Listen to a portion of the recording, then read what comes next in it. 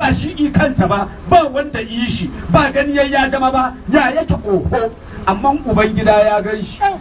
kuma ubangida ya san shi kuma uban annabawa ya gan shi gani ma na ito ta ito ba za ka alfasaru ma ka sabal fa'adu haka tumaruna alama yara kuma yana gani da shi inna ma yuha ilayya annama ilahukum ilahun wahid da baban Allah da baban su uwa ɗaya uba ɗaya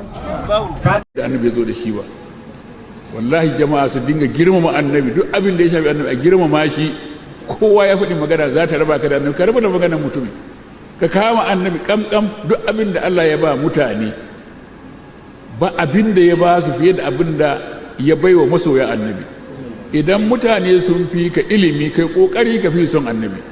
in mutane sun fi ka kuɗi kai kokari ka fi son annabi in mutane sun fi ka mulki kai kokari ka fi son annabi in mutane